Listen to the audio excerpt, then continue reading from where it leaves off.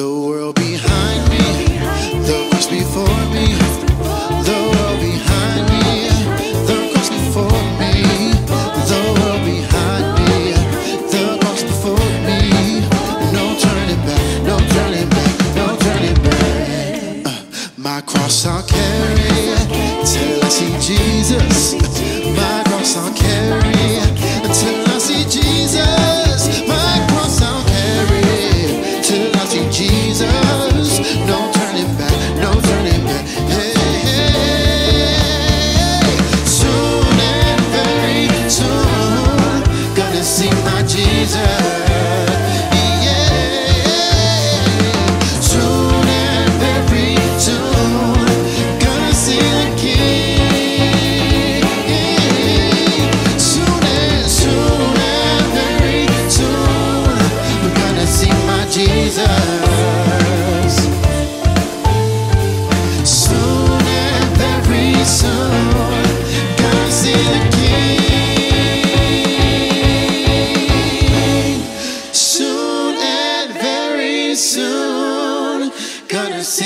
Jesus.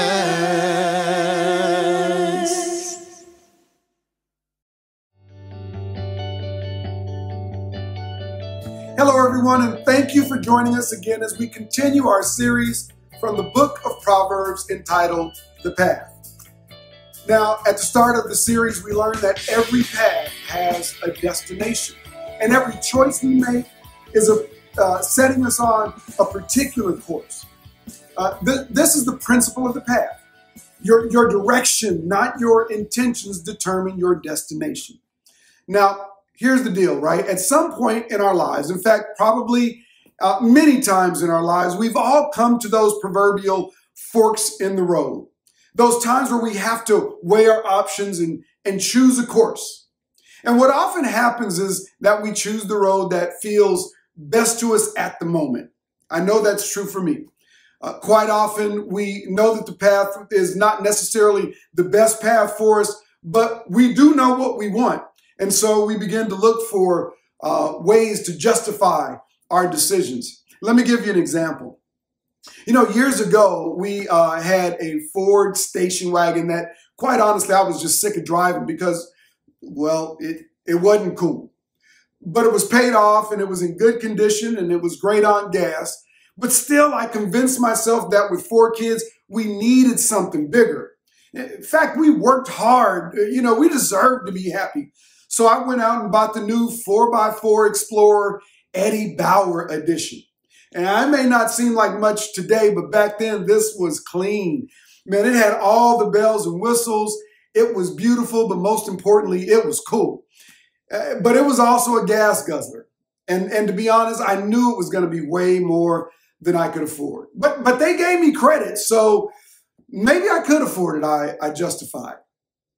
You know, I remember I signed the paperwork and I drove off the lot and I was so excited. And the next day I drove over to my good friend's house to just show him my new car. And because we were good friends, man, he knew just the right questions to ask. Now, needless to say, I won't go into the long story, but by the time I left his house, he showed me that the path I was headed on was going to be a path of destruction. And so the next day, I went back to the dealership, almost hoping that they wouldn't take my car back, but they did. And I ended up with another vehicle at half the price. A green minivan, a Ford Windstar. Man, this thing wasn't cool at all. But it did meet all of our needs, and we created some incredible memories in that van. But I also learned that it's never too late to change your course and to get on the right path. You know, the truth is it's not that uncommon today for people to find themselves asking themselves, how did I end up on this path? You know, how did I get here anyway? How many times have you found yourself asking that question? I want you to listen to what Andy Stanley says. He says, our problem rarely stems from lack of information or insight. It's something else. Something we don't outgrow, something that another academic degree won't resolve. Our problem stems from the fact that we're not on a truth quest. That is, we don't wake up every morning with a burning desire to know what's true, what's right, what is honorable. We're on a happiness quest. We want to be, as in feel, happy. And our quest for happiness often trumps our appreciation for and pursuit of what's true. You know, Stanley continues in his book saying, as smart as we are and as aware as we are that life is connected and that decisions today shape the experiences of tomorrow, we still don't wake up in the morning in search of truth, insight, and enlightenment. We get up and do the things that make us happy. We're all on a happiness quest. And I don't think that's necessarily wrong. Fortunately, there's a great deal of overlap between doing what is right and wise and doing what makes us happy. For example, my wife loves to exercise, and that makes me happy. But that's not really the point, is it? Exercise, something that is good for my wife's current and future health, is something she enjoys. So in that case, pursuing something that makes her happy is a good thing. But she would be quick to tell you that chocolate makes her happy as well, happier than exercise. Pursuing that happy path every day would not be a good thing. It's these forks in the road, or for our purposes, forks in the path, that make things complicated. When happiness points in one direction, while wisdom, truth, integrity, and common sense point in another, that's when really smart people start doing really stupid things. That's when the happiness quest becomes dangerous. That is the underlying reason we intentionally choose paths that will not take us to where we ultimately want to go, regardless of our SAT scores. You know, last week Landon said that prudent people switch paths when they see trouble coming. They make course corrections, even though quite often that requires more energy and more determination than we think we have. The prudent see danger and take refuge, while the simple keep going and pay the penalty. This is what Scripture tells us. You know, apparently the people back in Solomon's day weren't too different, though, from people today. And so today we'll begin looking in Proverbs chapter 3 and beginning in verse 5. Here we find what may very well be one of the most popular sections of all of the Proverbs. Now, before I begin, some of you who have been going to church for a long time may even have a portion of this passage memorized, but you may not have known its relationship to the principle of the path. And so here, beginning in verse 5, we read, "Trust in the Lord with all your heart, and lean not on your own understanding. In all your ways acknowledge him, and he will make your paths straight. Do not be wise in your own eyes. Fear the Lord and shun evil. This will bring health to your body and nourishment to your bones. Honor the Lord with your wealth, with the first fruits of all your crops. Then your barns will be filled to overflowing, and your vats will brim over with new wine. My son, do not despise the Lord's discipline, and do not resent his rebuke, because the Lord disciplines those he loves, as a father the son he delights in." Man, you know, according to Solomon, there are three things that we need to do to ensure that God will make your path straight. We need to trust the Lord with all of our heart, lean not on your own understanding, and acknowledge him in all your ways. Now, for some, this may be a new teaching. Perhaps you've never heard this before. But some of us are almost too familiar with this verse. So here's the thing. Today, I want everyone listening to try to see or hear this passage as if you're seeing it or hearing it for the very first time.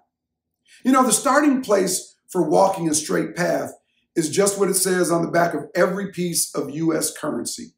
It says, "In God we trust."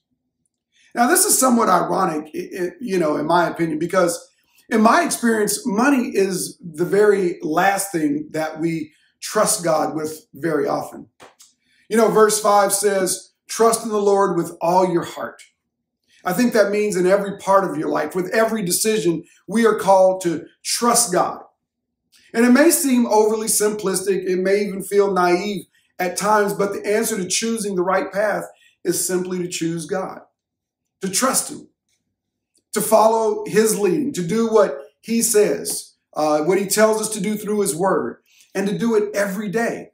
It's not a one-time thing. Again, it's a path. And here's the real challenge. Do not lean on your own understanding. That, my friends, is a very real challenge indeed. You know, I think we all know what it feels like when our hearts and our desires override our reason and wisdom.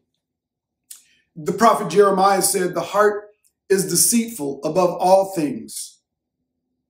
In other words, sometimes our hearts lie to us. Sometimes we want to do something that feels good short term, that we intuitively know is not going to be good for us in the long term. But somehow, I don't know how we do it, but our hearts manage to come up with just enough reasons for us to do the thing that we want to do.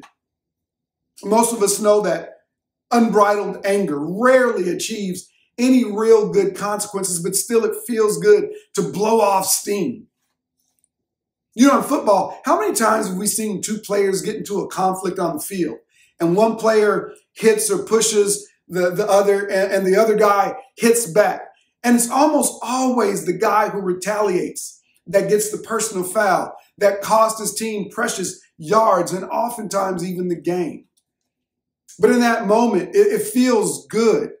He goes off to the sideline and tries to justify to the coach, who's not hearing it usually. And after some time on the bench, once the cost sinks in, there's regret. The heart is deceitful above all things. So Solomon says, when you find yourself at a fork in the road, and every decision we make is a fork in the road, don't just trust your heart and don't lean on your own understanding. These are the times that we need to lean into God. Now, I'm fairly confident that if you took time to tune into this sermon today, you trust God, at least to some degree, at some level. In fact, I think most of us trust God enough to invite him into our living room. But what about the bedroom? That requires a different level of trust because that's where all your private thoughts are. What about your computer? See, that's where all your access to the world is. Have you invited him into your closet or into that place in your house where all your secret things are? Let me acknowledge that I know that getting on the right path and staying on it feels complicated sometimes.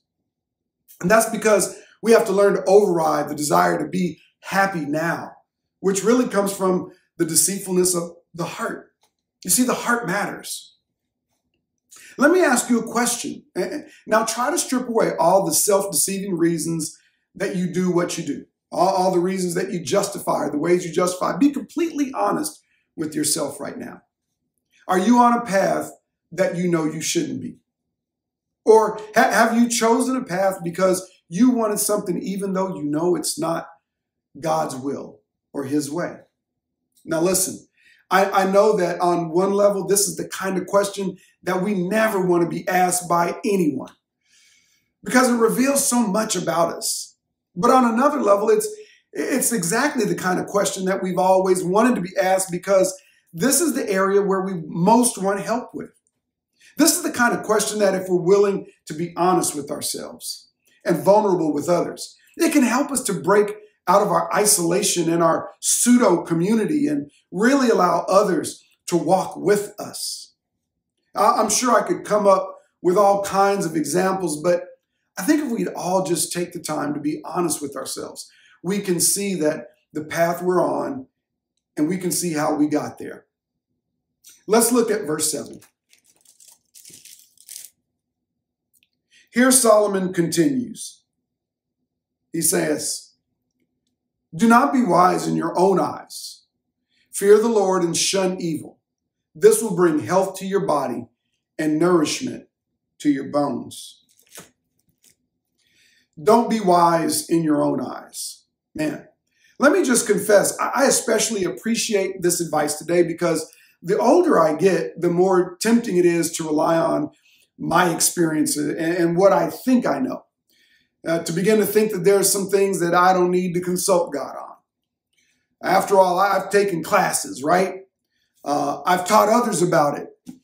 But I realize that every decision, every fork in the road is really a new fork. Where I am today, I've never been before. You know, the truth is that the world we live in today is changing every day. My wife isn't the same woman that I married 34 years ago. My kids are adults now. They aren't who they were at 10 or 16 or 20 years old. Parenting is different today. I can't lead the church in the same way that I did 10 years ago. You see, Solomon reminds us all to consult God in all our ways at every fork in the road. You know, the next thing he says is honor the Lord with your wealth and first fruits. Beginning in verse 9, we read, honor the Lord with your wealth, with the first fruits of all your crops. Then your barns will be filled to overflowing, and your vats will brim over with new wine. Now, I got to ask the question, do you believe that? Do you believe that everything you have came from him? See, this is an important question for us to answer because what we believe will ultimately influence what we do. If you believe that you are the reason for your wealth or success, then you very likely will honor yourself and not God with your success and your wealth. But if you want the Lord to direct your path, then let him direct your money as well. You know, I think for most of us, our money and our stuff is somehow connected to our hearts, isn't it? I've learned that I can give without loving, but I can't demonstrate love without giving. I see this with my closest relationships especially, not just with money and stuff, but even more so my time and attention. My children and my grandchildren, my wife and my friends experience my love when I give myself away, when I give my time. But this is also true in relationship with God. How I give of my treasure, whether they be my time or my finances or my gifts and talents, demonstrates my love for God. And something mysterious happens when you give. You know, in Matthew chapter 6 and verse 21, Jesus says, where your treasure is, there your heart will be also. Again, the heart matters. And Jesus reminds us that our hearts are on display when we give our treasures to others. Now, please understand that Jesus demonstrated his heart and his love for us when he gave up himself on the cross. Love enabled him to be everything that we needed him to be so that we could receive God's abundant provisions of grace and mercy and forgiveness and eternal life. He endured the ugliness of the cross because he trusted the path his Father had set before him. He understood that he had the power to call on angels to rescue him from the pain and suffering, but he elected to acknowledge the wisdom of God, even in his suffering. Today, I hope we've all learned at least 3 things from Solomon. To trust in the Lord with all your heart. Your heart matters. But don't lean on your own understanding. The heart can also be deceitful above all things. And don't be wise in your own eyes. Acknowledge the Lord in all your ways and at every fork in the road. God bless you all.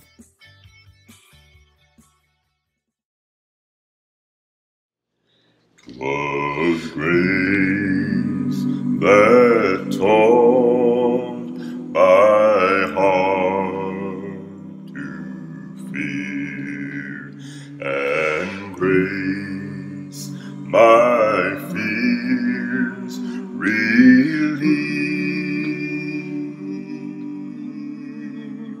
Oh, how precious did that grace appear the hour I first believed. When we've been there 10,000 years, bright shining as the sun, we've no less days to sing God's praise. than when we first begun.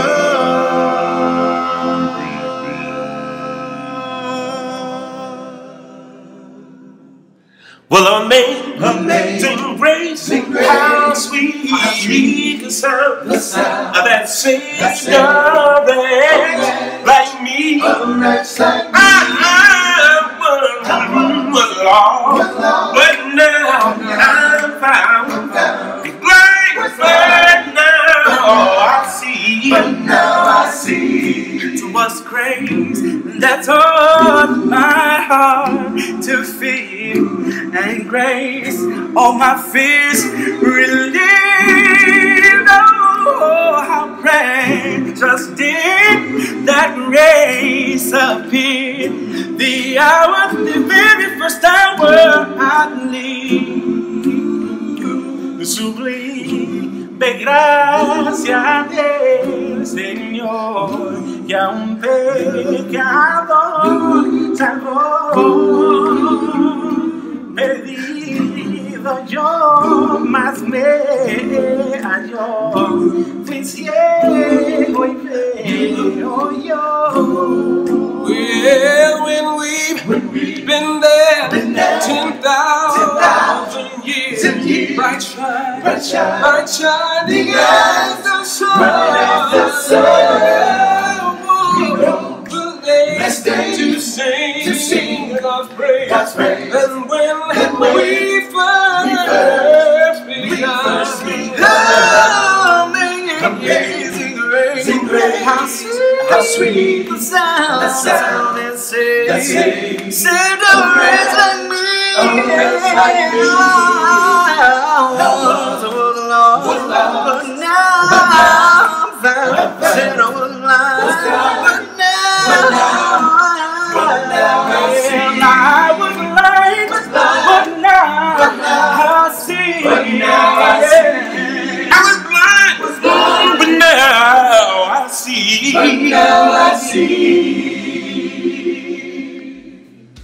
Thanks for joining us today. We hope it's something that has been helpful in preparing you spiritually for the week to come.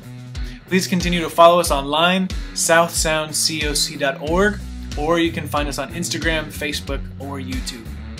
We're always here to serve you. If you need to talk to our staff or elders for any reason, please find us online at the Contact Us page or the Next Steps page. We'd be happy to help as much as we can. For any of our members or people who want to contribute financially, you can go to our website and click on the Give button. That will take you to the Tithely app so we can continue to be faithful in our giving. For all of the kids out there, we're creating new content and posting it to our virtual Kids Corner. Please tune in, especially on Sundays, to see what we have for the kids. Until next week, stay safe and keep the faith.